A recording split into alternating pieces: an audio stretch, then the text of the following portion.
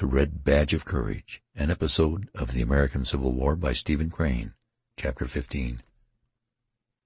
The regiment was standing at order arms at the side of a lane, waiting for the command to march, when suddenly the youth remembered the little packet enwrapped in a faded yellow envelope, which the loud young soldier with lugubrious words had entrusted to him. It made him start. He uttered an exclamation and turned toward his comrade. "Wilson!" "What?" His friend at his side in the ranks was thoughtfully staring down the road. From some cause his expression was at that moment very meek. The youth, regarding him with sidelong glances, felt impelled to change his purpose. "Oh, nothing," he said. His friend turned his head in some surprise. "Why, what was you going to say?" "Oh, nothing," repeated the youth. He resolved not to deal the little blow. It was sufficient that the fact made him glad. It was not necessary to knock his friend on the head with the misguided packet. He had been possessed of much fear of his friend, for he saw how easily questionings could make holes in his feelings. Lately he had assured himself that the altered comrade would not tantalize him with a persistent curiosity, but he felt certain that during the first period of leisure his friend would ask him to relate his adventures of the previous day. He now rejoiced in the possession of a small weapon, with which he could prostrate his comrade at the first sign of a cross-examination. He was master. It would now be he who could laugh and shoot the shafts of derision. The friend had, in a weak hour, spoken with sobs of his own death. He had delivered a melancholy oration previous to his funeral, and had doubtless in the packet of letters presented various keepsakes to relatives. But he had not died, and thus he had delivered himself into the hands of the youth. The latter felt immensely superior to his friend, but he inclined to condescension. He adopted towards him an air of patronizing good humor. His self-pride was now entirely restored. In the shade of its flourishing growth he stood with braced and self-confident legs, and since nothing could now be discovered, he did not shrink from an encounter with the eyes of judges, and allowed no thoughts of his own to keep him from an attitude of manfulness. He had performed his mistakes in the dark, so he was still a man. Indeed, when he remembered his fortunes of yesterday, and looked at them from a distance, he began to see something fine there. He had license to be pompous and veteran-like. His panting agonies of the past he put out of his sight. In the present he declared to himself that it was only the doomed and the damned who roared with sincerity at circumstance.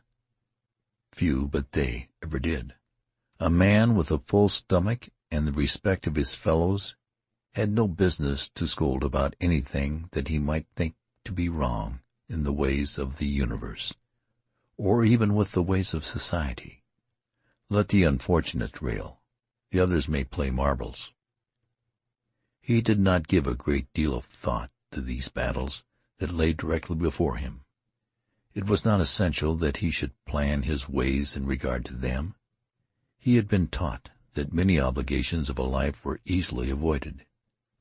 The lessons of yesterday had been that retribution was a laggard and blind. With these facts before him, he did not deem it necessary that he should become feverish over the possibilities of the ensuing 24 hours. He could leave much to chance. Besides, a faith in himself had secretly blossomed. There was a little flower of confidence growing within him. He was now a man of experience. He had been out among the dragons. He said and assured himself that they were not so hideous as he had imagined them. Also, they were inaccurate. They did not sting with precision. A stout heart often defied, and defying, escaped. And furthermore, how could they kill him who was the chosen of gods and doomed to greatness? He remembered how some of the men had run from the battle. As he recalled their terror-struck faces, he felt a scorn for them. They had surely been more fleet and more wild than was absolutely necessary. They were weak mortals. As for himself, he had fled with discretion and dignity. He was aroused from his reverie by his friend, who, having hitched about nervously and blinked at the trees for a time, suddenly coughed in an introductory way and spoke. "Fleming?" "What?" The friend put his hand up to his mouth and coughed again. He fidgeted in his jacket. "Well," he gulped at last, "I guess you might as well give me back them letters." Dark, prickling blood had rushed into his cheeks and brow. "All right, Wilson," said the youth. He loosened 2 buttons of his coat, thrust in his hand, and brought forth the packet. As he extended it to his friend, the latter's face was turned from him. He had been slow in the act of producing the packet, because during it he had been trying to invent a remarkable comment upon the affair. He could conjure nothing of sufficient point. He was compelled to allow his friend to escape unmolested with his packet, and for this he took unto himself considerable credit. It was a generous thing. His friend at his side seemed suffering great shame. As he contemplated him, the youth felt his heart grow more strong and stout. He had never been compelled to blush in such manner for his acts. He was an individual of extraordinary virtues. He reflected with condescending pity. Too bad, poor devil. It makes him feel tough. After this incident, and as he reviewed the battle pictures he had seen, he felt quite competent to return home and make the hearts of the people glow with stories of war. He could see himself in a room of warm tints telling tales to listeners. He could exhibit laurels.